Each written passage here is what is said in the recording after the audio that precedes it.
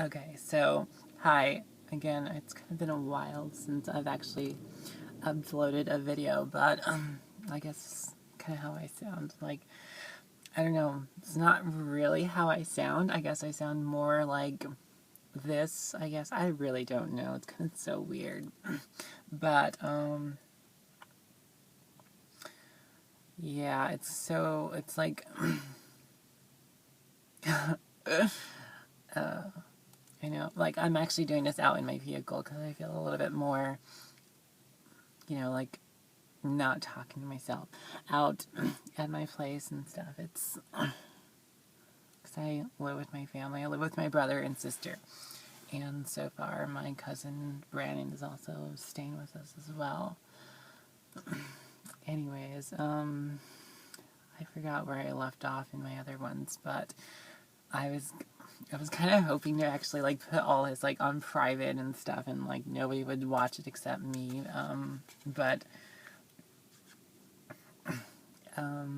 I guess one of my videos I actually was like being really stupid and trying to like practice voice training or something, so I was lip singing to some stupid song. But I ended up putting out like on public by accident. I really didn't know and got a few views. But felt kind of embarrassing. So I went along and just like uploaded another one. Like, well, it was one that was supposed to be on private, where I was supposed to be the only one that was actually supposed to like view it. But I figured, what the fuck, whatever. I really don't care right now. Okay, so I guess for all of those people that don't know, I am transgendered, and yeah, it's kind of something I've always known. Like, I've always known about it, and well, I've never really, like, I didn't know about it. I know of it, sort of thing. It was sort of like, the feeling you get when you know something like is up when you're like a kid or something, or you're very small and young and taller. Like, I always knew that I found, like, you are different, of course, the whole typical thing. But, I loved the girly things. I loved picking flowers. I loved singing, la la la la, shit like that. It was so kind of like that. And, you're also supposed to be this kid or boy or whatever. And I'm also Native American, so you grew up on the reservation. It's like, um, you're sort of expected to do guy things, like, go and help bring in the woods, or do, just do manly chores or whatever. But, I guess I really didn't mind them. Sometimes they were fun. Sometimes it was like, like getting the livestock together, or just going out and going into the woods. So that part was fun, and I had a lot of cousins who were like mostly guys, but I did hang out with some of the female cousins. And Native Americans, we know that our cousins are pretty much our friends, usually, just to begin with. And also, it's like an extended family too. Like, it's a very large family. I have about like 30 cousins, 30 or something, 40 cousins. Yeah, so I mean, it's not weird, but it's just, I guess, normal. Some people are used to it. Other people, I imagine that, you don't really get the experience of having a big family. I don't personally know what that's like, but, I can always tell from my own perspective. But we all, we all live in this world. We all grow up, so, each to his own. But where was I in my story? The story was later on in school that, you kind of figure out that you're more of the, like, the feminine type or whatever, or you're kind of cast like a a faggot or whatever. Very awful term, but that's kind of how I was. I was very flamboyant. I got along I got along more with the girls, a lot more than I did with guys. Although with the guys, I actually got along more with my family and cousins and stuff. And I didn't mind, and they didn't mind me either. I had fun with them, but being out in the real world, it's kind of different. It's like guys from other areas who've never met you. They're not part of your family or extended family or anything. They come across you, and they're shocked, or they're just bewildered, and it's like something strikes in them that just seems to pose a threat or whatever. It's like a fear. At least that's how it was for me, and I knew of it. Like I knew of a little bit of hazing here and there, some like name callings and stuff. Or getting picked on. So I kind of got used to it, but it's not that bad. It's not as bad as it probably could have been, or as I probably would imagine others would go through, but it wasn't that traumatic. I mean, I just was like, fuck it. Like I was a good kid. I followed the rules mostly. I really didn't, act up or anything. I mean, I'm sure I did have fits in there, but usual tantrums. But I'm talking about more like, I never cussed up until I forgot what grade it was. But I was like, I'm not gonna say a bad word. I'm not gonna say fuck. I'm not gonna say bitch or whatever. It was one point that this one kid was really kind of bugging me, but he was actually one of the kids that kind of later on began to like me, and so we kind of matured later on. That's kind of a weird story too, but I got picked on, and I was like, fuck it. I was like, leave me the fuck alone or something. It was kind of weird, and the kid was shocked because I never really would defend myself, and I snapped back at him, and I was surprised. It's a milestone for me. Oh, you remember your first cuss words and stuff, or actually saying it. It's kind of funny. Alright, so I really don't know who's going to watch this kind of videos, but again, this is just vlogging about my own self, my own personal experience, and hopefully it's also kind of like a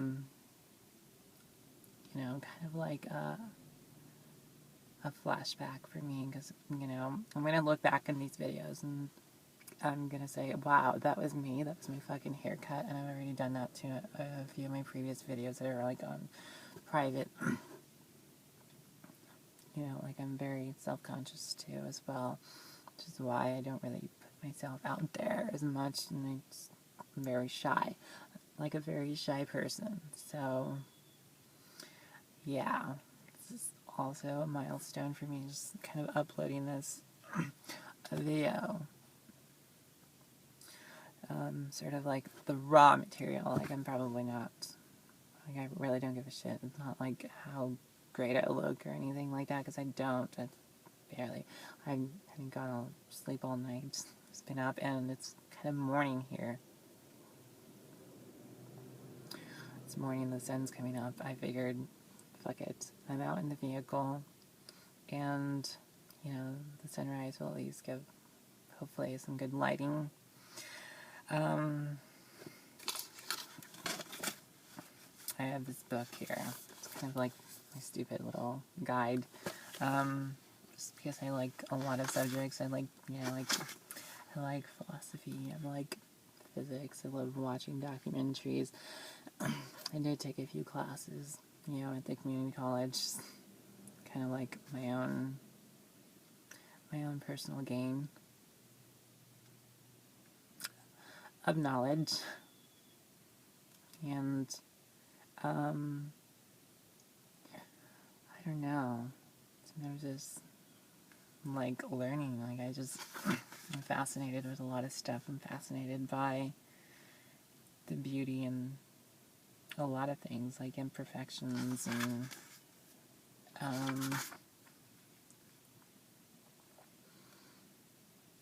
yeah, I don't know. So it's a lady walked by. I don't know. I've never seen her. Not one of the neighbors I'm really familiar with here. I wonder if I could pause this just for a second. I'm not sure. Whatever. Fuck it. I was gonna look for something of one of my favorite philosophers, but I don't think I can find any right off the bat.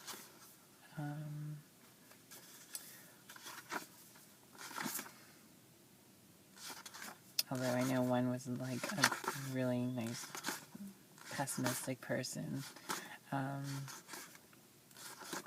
Rene Descartes was really good. I actually like him too.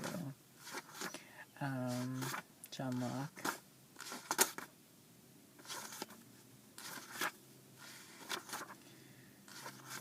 Voltaire. David Hume. Yeah.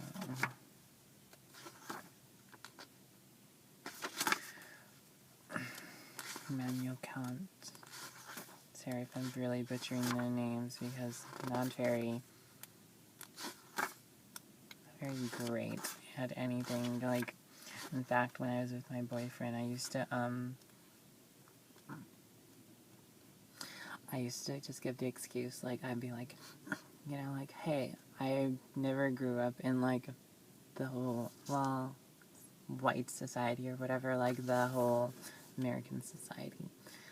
Like, I did grow up in America. Like, I just was growing up on the reservation, you know,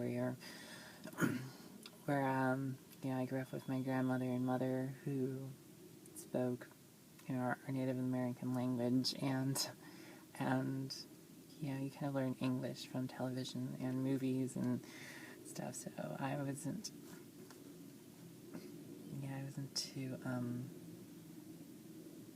too brought up on my grammar in English, so sometimes I felt like I was speaking in like this broken English that was kind of weird, made me feel a little bit less educated or knowledgeable about stuff, but here I am, I guess, fucking reading philosophy stuff. So here I found the philosopher that I liked, whose name is author Shopenhauer. Okay, so every man takes the limits of his own field of vision for the limits of the world. And I'm just going to read about how I would sound using, like, more of my feminine voice sort of type or whatever. So I know I say whatever a lot too. It's just kind of awful too, but I've kind of picked out that habit. Oh my god, too. It's like when I was transitioning to, or even still now, I'm not even really on hormones right now or anything. I mean, I'm on the, my doctor did prescribe the, you know, the anti-androgens, which are the spirolactin pills. I do take those. But I went through this whole episode past few months where they said your prolactin levels are a little bit high or whatever. We might have to go and do, like, or she was like, you know, it could be from anything. It could be like there could be an imbalance or whatever in the brain or whatever. Your there could be like something cancerous near your near the frontal part of the brain, which causes like I think I forgot the actual part or the organ in that specific area would be at this very moment, but it would, you know, it causes like an excessive amount of prolactin, so kind of like a hormone in your body. But my blood levels were not low enough for that, or not right enough for her to actually prescribe her, like her, the whole deal, like where you start estrogen and stuff. But, yeah, so I had to go get an MRI. I had my MRI about a month ago.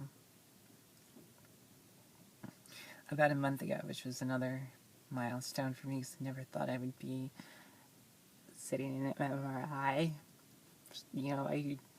never knew the experience of it, and even in films, I never watched really anything about it. And when you're actually there, and you're in the tube, this huge magnetic field device surrounds your entire body, it's just scary.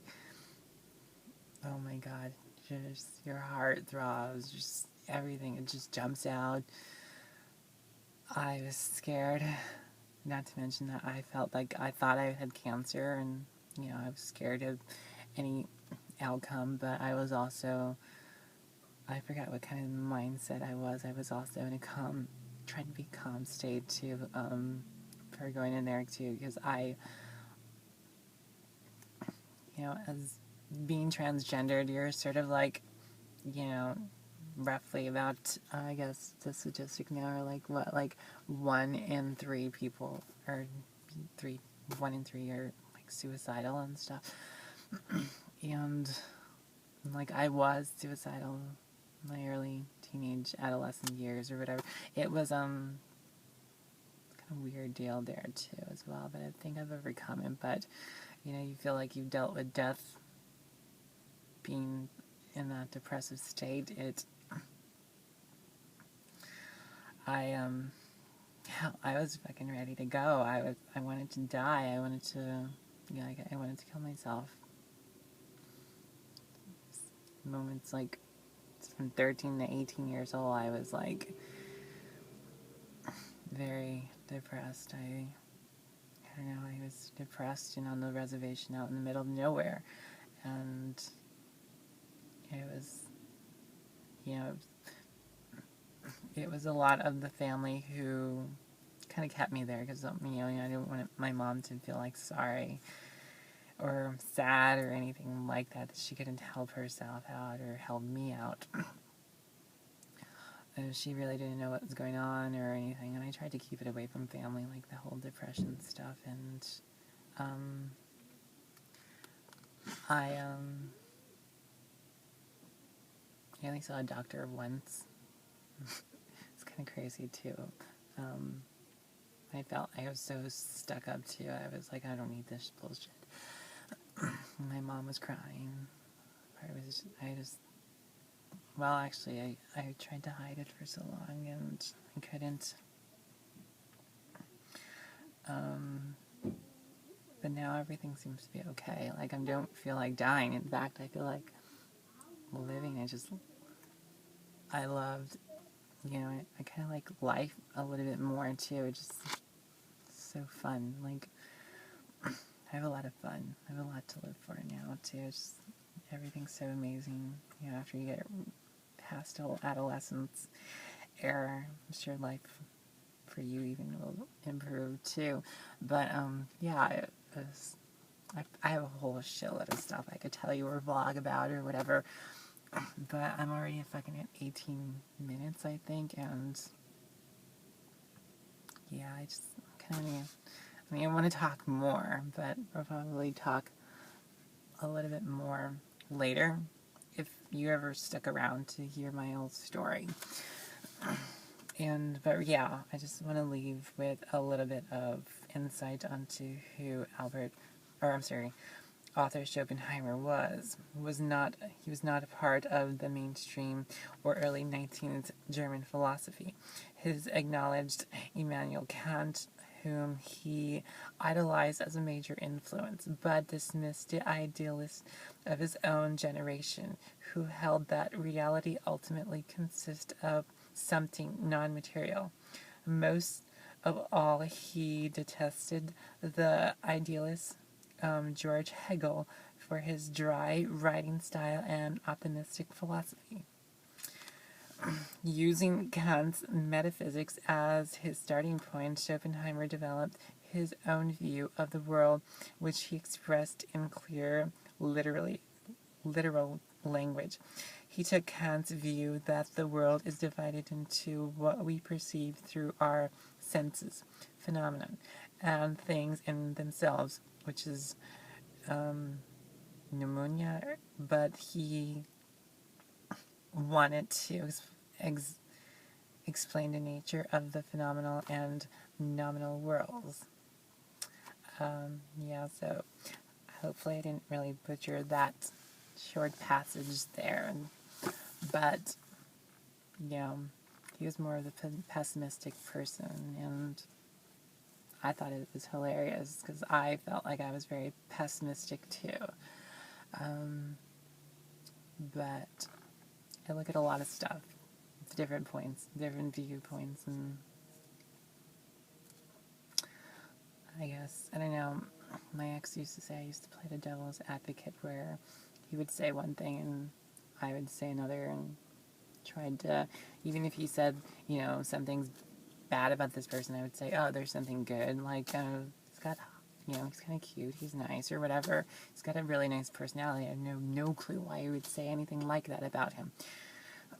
Oh yeah, this person's so nice. Really, they're a stupid fucking bitch. Okay, so I'm gonna go ahead and stop there. Okay, let it go.